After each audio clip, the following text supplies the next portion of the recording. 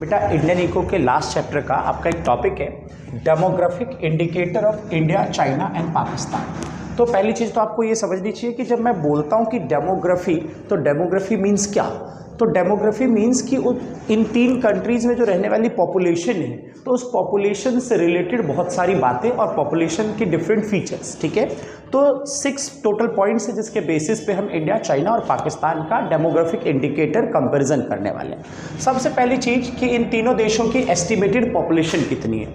ये बेटा 2017-18 का सर्वे है जिसके बेसिस पे हम बात करने वाले हैं, और 17-18 के बेसिस पे ये तीनों ही देशों में क्या है, इन तीनों ही देशों में सबसे ज़्यादा पॉपुलेटेड कंट्री चाइना है।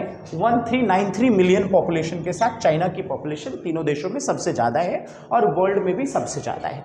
उसके बाद इंडिया 1352 मिलियन की पॉपुलेशन के साथ सेकंड नंबर पे है इन तीनों देशों में, और पाकिस्तान की पॉपुलेशन 212 मिलियन की है।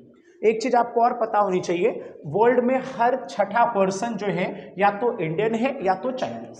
ठीक है, अगली चीज एनुअल पॉपुलेशन ग्रोथ रेट। इसका पहले तो मतलब क्या होता है कि एक कंट्री की पॉपुलेशन एक साल में कितने परसेंट से इंक्रीज कर जाती है। ठीक है, तो इस बात को एनुअल पॉपुलेशन ग्रोथ रेट कहते हैं। वैसे तो रूल के हिसाब से ये होना चाहिए कि जिस कंट्री में ज़्यादा पॉपुलेशन है उसकी पॉपुलेशन ग्रोथ रेट भी ज़्यादा होनी चाहिए। इट मीन्स कि चाइना की पॉपुलेशन ग्रोथ रेट ज़्यादा होनी चाहिए, लेकिन तीनों ही देशों में चाइना की पॉपुलेशन ग्रोथ रेट बहुत कम है, 0.46%। ऐसा क्यों, मैं आपको बता दूं, 1980 में चाइना की पॉपुलेशन ग्रोथ रेट बहुत ज़्यादा हाई थी, लेकिन चाइना ने 1979 में एक पॉलिसी, वन चाइल्ड पॉलिसी के नाम से एक पॉलिसी अपनी कंट्री में एप्लीकेबल कर दिया, जिसका मतलब ये कि एक फैमिली का सिर्फ एक ही बच्चा होना चाहिए, एक ही चाइल्ड होना चाहिए, जिसका नतीजा कि आज चाइना में पॉपुलेशन ग्रोथ रेट, इतनी ज़्यादा पॉपुलेशन होने के बाद भी पॉपुलेशन ग्रोथ रेट 0.46% है। एक दो बातें आपको और जान लेनी चाहिए, जैसे कि वन चाइल्ड पॉलिसी को चाइना ने 2015 में हटा दिया था, वहाँ पे टू चाइल्ड पॉलिसी के नाम से पॉलिसी आ गई थी 2015 में, और प्रेजेंटली 2021 में चाइना 3 चाइल्ड पॉलिसी को फॉलो करता है। वन चाइल्ड पॉलिसी से रिलेटेड कई बार एग्जाम में ये भी क्वेश्चन आता है कि इसके चाइना को क्या बेनिफिट्स रहे। सबसे पहला बेनिफिट कि चाइना में जो वुमेन है उनकी हेल्थ कंडीशन इंप्रूव होनी शुरू हो गई, और दूसरा कि जो चाइना है वहाँ पे एक तो वुमेन के इंजरी के चांसेस कम थे, और दूसरी बात की पॉपुलेशन ग्रोथ रेट जो है वो कम हो गई है। ठीक है, और एक चीज और कि वन चाइल्ड पॉलिसी का प्रेजेंट में चाइना को एक नुकसान उठाना पड़ रहा है कि चाइना की पॉपुलेशन का एक बड़ा पोर्शन ओल्ड एजेड हो चुका है, मतलब कि बूढ़े लोग वहाँ पे बहुत ज़्यादा संख्या में हैं, जिसकी वजह से प्रेजेंट में चाइना 3 चाइल्ड पॉलिसी को फॉलो करता है। उसके बाद इन 2 पॉइंट्स के बाद अगली चीज डेंसिटी ऑफ पर स्क्वायर किलोमीटर। डेंसिटी ऑफ पर स्क्वायर किलोमीटर का मतलब कि एक स्क्वायर किलोमीटर में एक कंट्री में कितनी पॉपुलेशन रह रही है। देखो, डेंसिटी ऑफ पर स्क्वायर किलोमीटर कम है तो कंट्री की कंडीशन अच्छी है, क्योंकि जो कम्युनिकेबल डिसीजेज होती हैं उसके फैलने के चांसेस कम होते हैं। लेकिन इस मामले में हमारे हाल थोड़े खराब हैं, मतलब इंडिया में एक स्क्वायर किलोमीटर में 455 पर्सन एक स्क्वायर किलोमीटर में रह रहे हैं, और चाइना में एक स्क्वायर किलोमीटर में 148 पर्सन रह रहे हैं। अब यहाँ पे फिर एक बड़ा क्वेश्चन कि चाइना की पॉपुलेशन तो बहुत ज़्यादा है, तो फिर एक स्क्वायर किलोमीटर में कम क्यों? क्योंकि मैंने आपको कहा था कि चाइना की जो टोटल फिजिकल एरिया है, मतलब जो टोटल जगह है उनके पास, वो 9.6 मिलियन स्क्वायर किलोमीटर है, मतलब बहुत बड़ा एरिया है चाइना। रशिया और कनाडा के बाद तीसरे नंबर पे चाइना ही आता है एरिया के मामले में, तो इसलिए एक स्क्वायर किलोमीटर में सिर्फ 148 पर्सन वहाँ पे रह रहे हैं, और पाकिस्तान में एक स्क्वायर किलोमीटर में 275 पर्सन रह रहे हैं। मतलब कि डेंसिटी ऑफ पर स्क्वायर किलोमीटर के मामले में सबसे बढ़िया चाइना, फिर पाकिस्तान, और फिर अगले नंबर पे इंडिया।